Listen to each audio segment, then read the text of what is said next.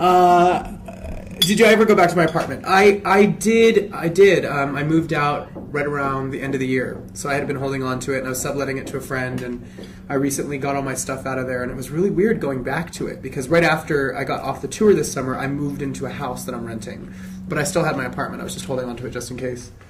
And yeah, it was weird getting everything out of there. It's strange. I lived in that apartment for 5 years. It was a studio apartment in Los Angeles, and I lived there for 5 years, and it was a little tiny little shoebox and lots of memories and experiences in there. And now I'm living in a 3-bedroom house that I'm renting, and I've never lived anywhere this big. It's not even that big, but it's just big for me compared to a studio apartment. And I've never had my own house, so it was definitely a slight adjustment. The first couple nights in there by myself, I was like, this place is too quiet and too big for just me. But I've learned to really love it. It's my little sanctuary. Have you ever had a crush on a cartoon character? Yes, I did. I actually had a big crush on Storm in the X-Men cartoon when I was a kid, and then I started dressing up like her, so that was kind of confusing. What's the one song that always makes you happy when you're sad? You know, I've talked about this artist a lot, Goldfrapp. There's some music, if I'm feeling really stressed out or under pressure or busted about something, I put on all of her down-tempo stuff. I put together a little playlist on my computer, and it just makes me breathe and feel at peace and tranquil, and I'll light some candles, and I can relax really quickly with that music. Highly recommend her. What role, if any, does Judaism play in your childhood and or current life? Do you celebrate any Jewish holidays? Well, I've said this a couple times, and I don't mean this in any sort of negative way, but I'm not that Jewish. I am Jewish. My mom's Jewish. My dad isn't. I went to Hebrew school for about, I think, 6 months to a year when I was about probably like 9 or 10. And those Hebrew videos that are floating around YouTube were actually done for a favor.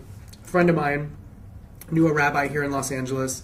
It was the High Holy Days. They wanted to get a vocal of some stuff on there, and they were like, it's in Hebrew, and I was like, well, I don't know Hebrew, and so they said, well, you'll learn it phonetically, and it was nice to be asked. It was really cool to be going into temple and being there for those services, because I haven't really been that involved in my blood faith in a long time. So it was very interesting, and it was a cool way to get kind of back in touch with my roots, and I learned Hebrew phonetically for those songs, and it was a job. I got paid. You've done so many wonderful photo shoots for various magazines. Thank you. Are you earning money on some of these, or are they just promo deals? Yeah, they don't pay. They don't pay us. It's more to express myself as an artist and to get some cool visual things out there, and also to just create awareness that I'm here and that I have an album. So yeah, I like the fact that I don't need to get paid for that. I like photo shoots. I have a good time with it. Oh, tell us more about the song titled Can't Let You Go, listed on the international release of your album.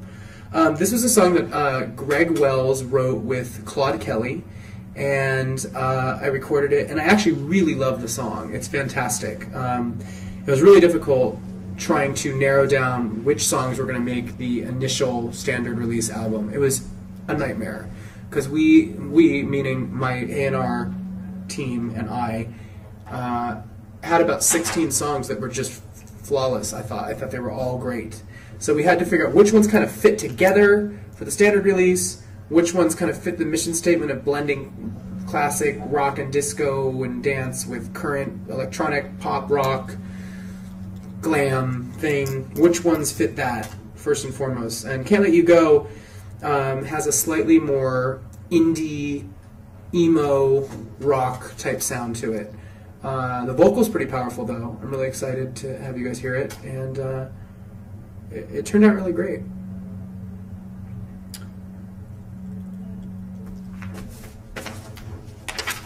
Okay. Do you cook? What are your specialties, and when are you inviting us all over for dinner? Well, all of you could probably fit in my dining room, I'm sure. So, it's really... I don't cook that much. My specialty, I would say, is breakfast food. I'm really good with like a sautéed spinach egg scramble situation, lots of cheese, veggies cut up in it, some meat. I can do those pretty well. I'm really good at minute rice in the microwave. What do you have in mind for your next tattoo? I've actually been thinking a lot about that. I have this one that you guys probably have seen. And I kind of want to fill up my whole forearm. And I'm thinking maybe peacock feather situation. I love the colors of like turquoise and greens and purples, like all those jewel tones. Yeah, something like a peacock feather thing. It might be a quill saying something. I don't know yet. Maybe have some symbols kind of incorporated into that from astrology, kind of subtly tucked into the feather. I don't know. We'll both see. What are the technology products you can't live or travel without? Obviously, I need my phone at all times because it's also my iPod, and I can use Twitter on it, and Facebook, and things like that. Actually, I'm not on Facebook. What am I saying? I mean, I'm on Facebook, but I don't actually it. Do I? No, I don't. They're telling me, oh, you should say that you actually do it. I'm not going to lie to you. Management. Management manages the Facebook for me. But I manage my own Twitter, and that is me twittering. So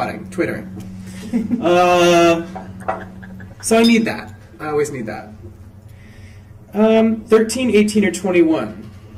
Knowing what you know now, if you could go back to yourself at one or all of those ages, what advice of words of wisdom would you give to yourself? Wow, that's a good question. 13, I think, was the hardest out of those three ages because adolescence was happening. I was figuring out things about myself that made me very different. And I think that I would get in my ear and just say, don't be so scared. It'll all fall into place. You're going to be happy. There are others like you. And you have a lot of great things in store for yourself. I would need that self-confidence at that age because that was probably the lowest point. 18, I just graduated from high school. I think I would say, Adam, patience. It's not going to happen overnight. Chill out. And I'd probably say the same thing to myself at 21. I think at 18, I would tell myself also to take some more risks because I was still a little scared of things at that point. Okay.